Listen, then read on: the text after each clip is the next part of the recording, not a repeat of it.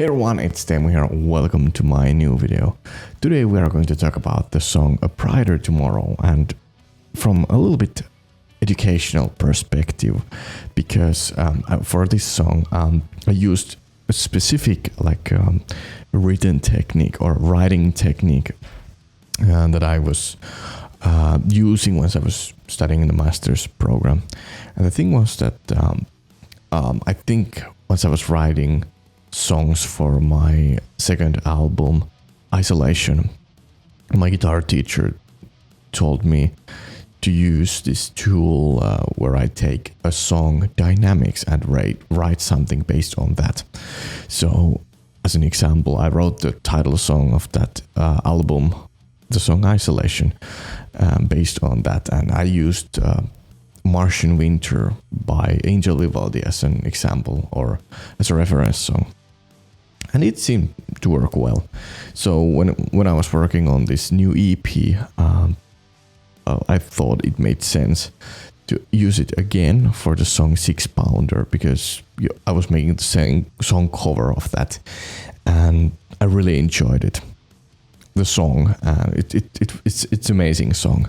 So I decided to break down the song and see what it's built upon. So that basically how the core of the song A Brighter Tomorrow was put together. And I think that was the main idea.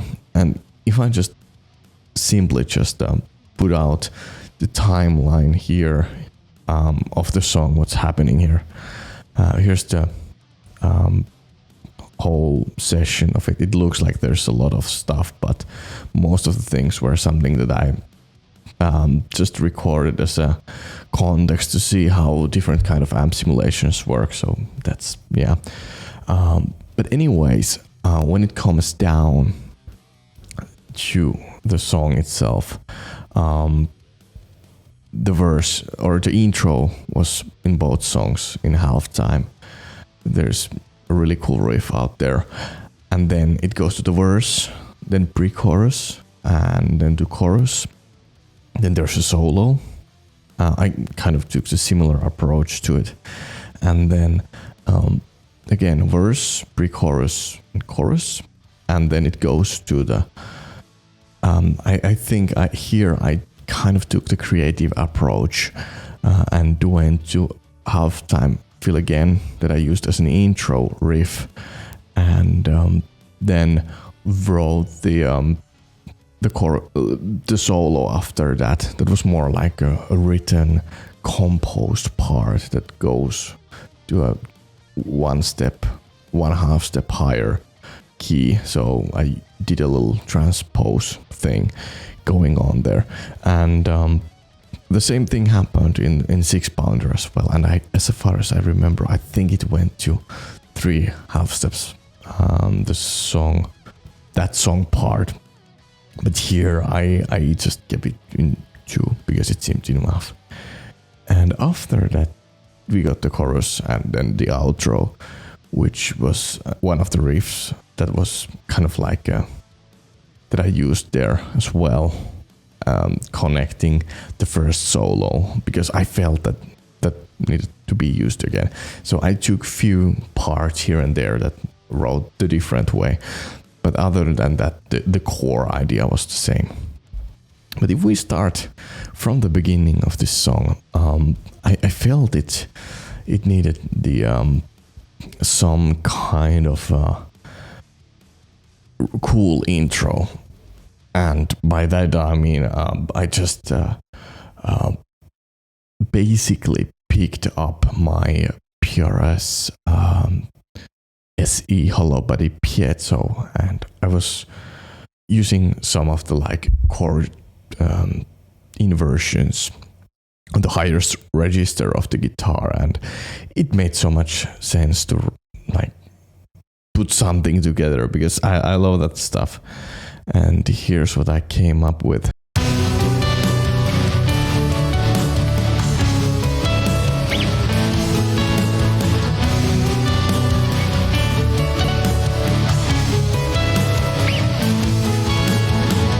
So the chord progression itself, I think it's this track.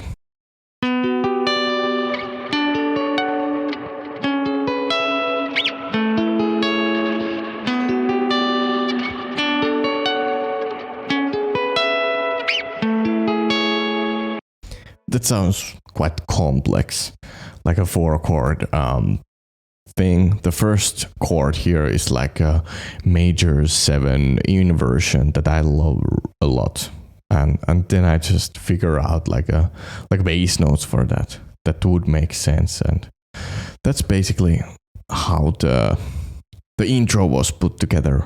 At that point I didn't know what I was going to call this song, and then we go to the verse. No, I have this another riff that I wanted to use in the chorus. So I wanted to introduce that in the intro as well. So here's the intro.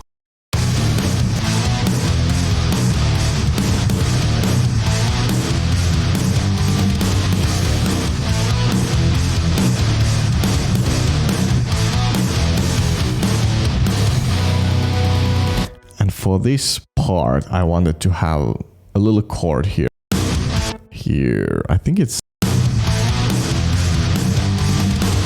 yeah, that one on the right channel. It was something I just wanted to tease a little bit with some kind of weird drop tuning chord that you won't hear anywhere else. And then, yeah, then it goes to the build-up thing. The 6-pounder was having something similar, if I remember correctly. And here we go to the chorus. Oh no, sorry, the verse.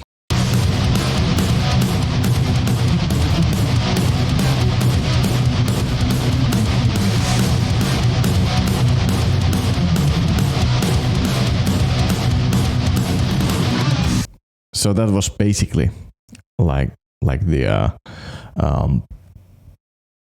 riff here. It's quite simple.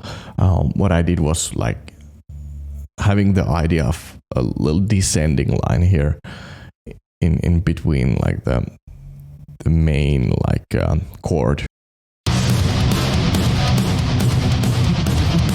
Yeah, that, and then just at the end have a descending line, and finish it with like a diminished arpeggio.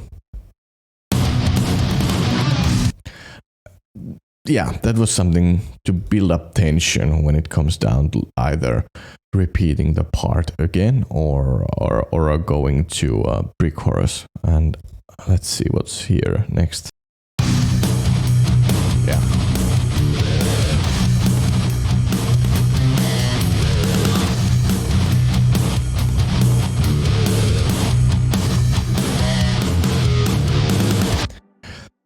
So here I wrote a little pre-chorus just to, I don't know, it felt like needing a little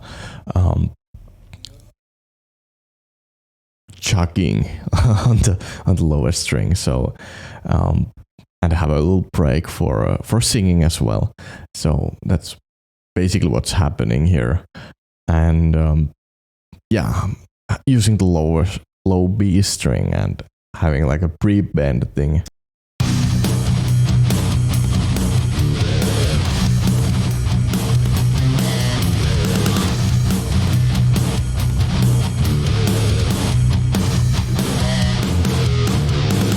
I think that pre-pending here as a concept, it adds certain type of heaviness to that riff. So that's why I think it was a really good tool to use here.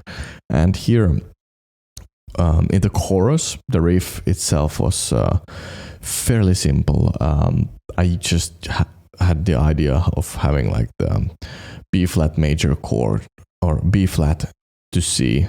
So 2 chords, a whole step between of those 2 chords, and then a riff in between, nothing else. So it was really simple chord progression for that part.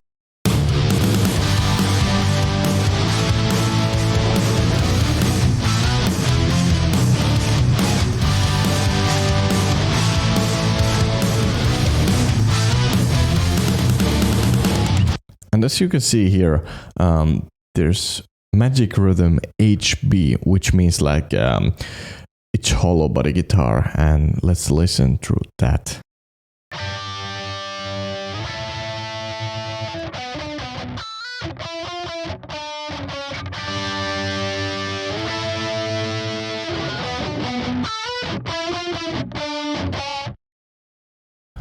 And there was another, which was Perra's Tremonti baritone. I think it's MT15 profile.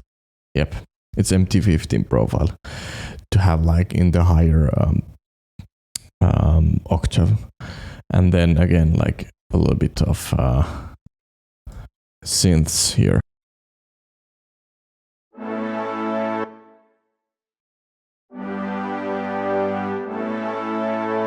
So that's like horns.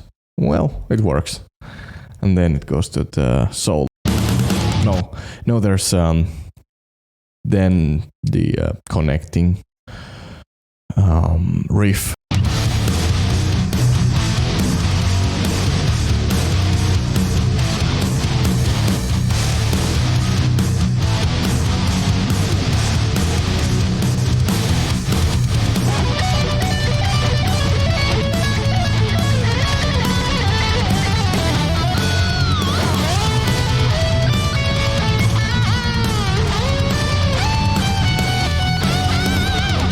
So yeah, for the connecting riff here before the first solo, I think this riff itself was a really strong one, and I'm not sure. Yeah, I think I still kept the tonal center at the same here.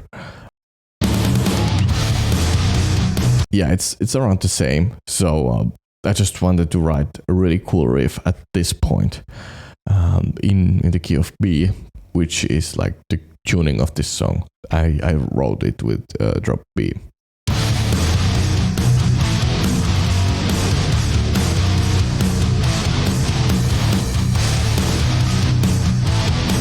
And then for the solo, I wanted a little bit more action in the rhythm guitar territory, and keep it fairly simple at this point. If I mute the solo here,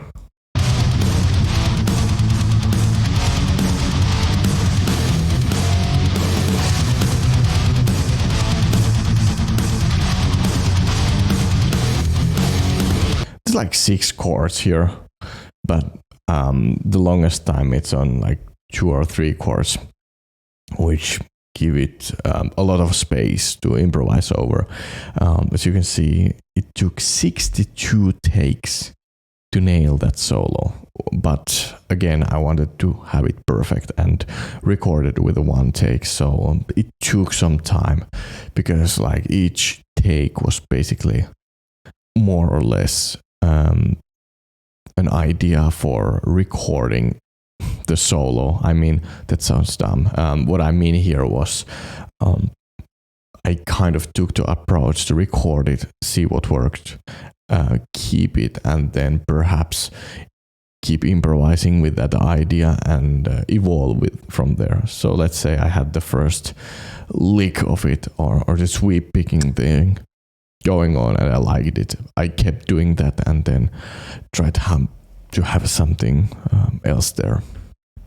That's the way how I approach, for the most part, the solo writing. But then we go back to the core verse, and I think, yeah, I wrote or recorded another part. So these 2 tracks may not be in time. They are not perfect for sure. I think yeah, they are something. We can listen through what it sounds like just with those 2 tracks.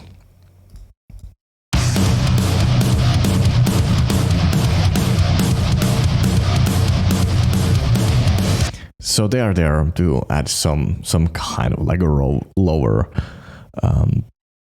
body to the verse, which is I think it's a nice thing to have out there, just for mixing. And what else here? Then we go, yeah. The same verse happens again. I think it's... Yeah, the verse is here actually, as far as I can see, it's twice longer. So it was a little repetitive to record, but you know, I felt that it really served the song well, to give more time for, you know, explaining the story. So, and add something interesting to the song arrangement. But yeah, let's see. Here we are having again the chorus, which nothing special happening there. And then again, now things go a little bit weird. Let's listen to what happens after the second chorus.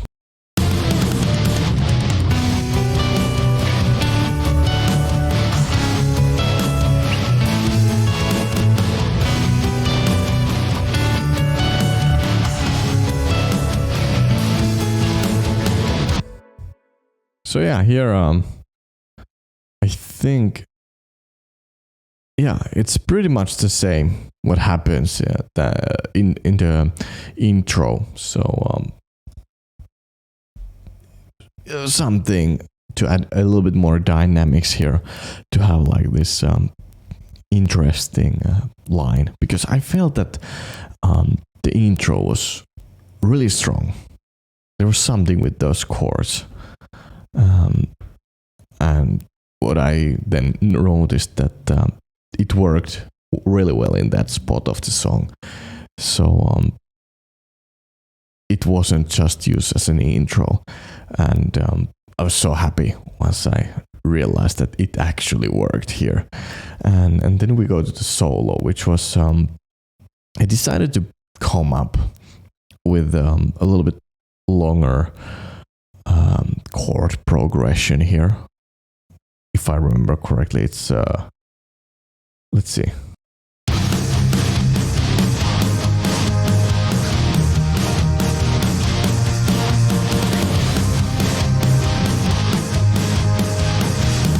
So it's like a 4-chord progression, and here I wanted to like write something arpeggio based. But if we take a look at the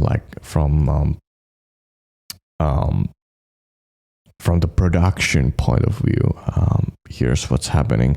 We're having the horns again playing the chords through the whole thing, and then yeah, let's listen.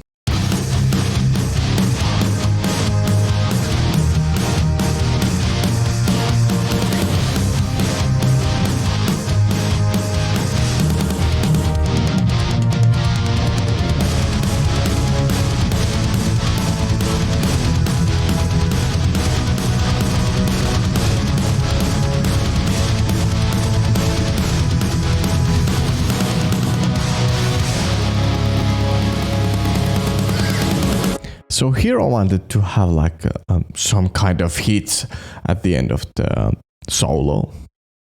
Yeah. And as you probably noticed, there was a little bit going on more rhythmically in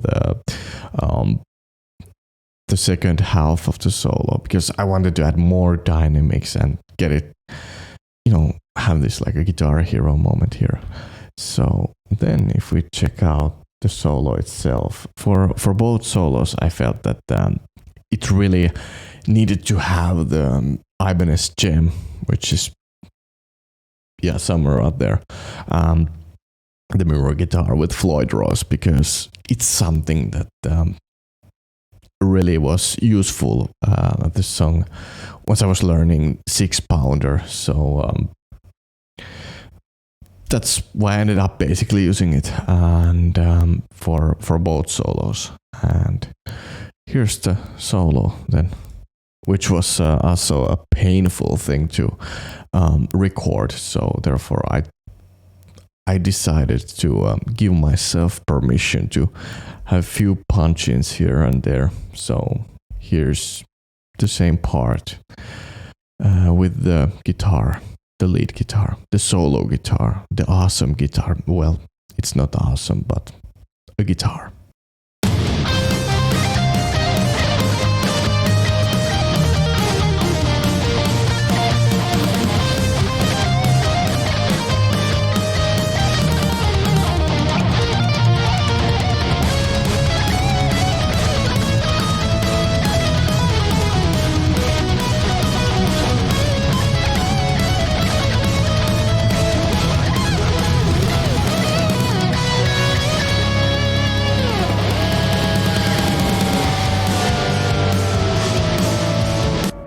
So yeah, that was the solo.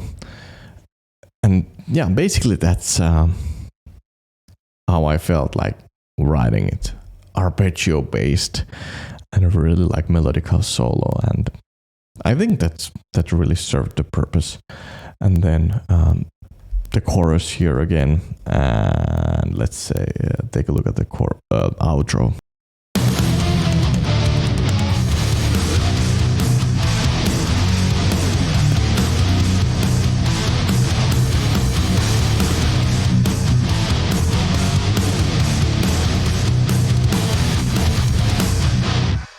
So yeah, here I wanted to have again like the connecting riff that was. I felt that it was a really really strong riff to use, and yeah, that's why I had it there, because it was something the song really needed to have like again, because I felt that outro riff was something. It needed to be there because, first of all, as a connecting riff, it worked so well. So I thought it was like wasting an opportunity to see how it works in that spot of the song. And I was so happy to see that it works as well here. So yeah, that's why I ended up putting it in that part of the song. I don't remember if I just copy pasted it first and then recorded the whole song as a whole to see like how it could work then. But again, there was like something cool that I'm not sure if they ended up being on the final version of the song, but there's like these phaser guitars.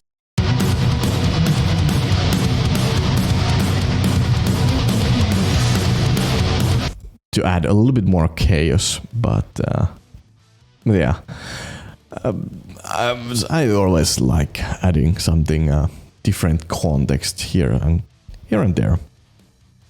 But yeah, other than that, that's kind of like a breakdown how I put together.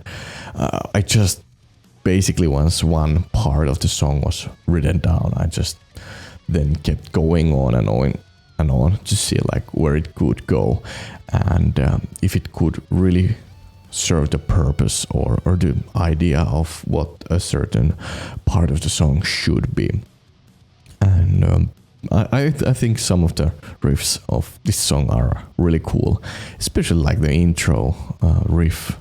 The chord thing is something that I really enjoy listening to, and also like the second guitar solo is something I'm kind of really proud of being able to play through it and record it and so on.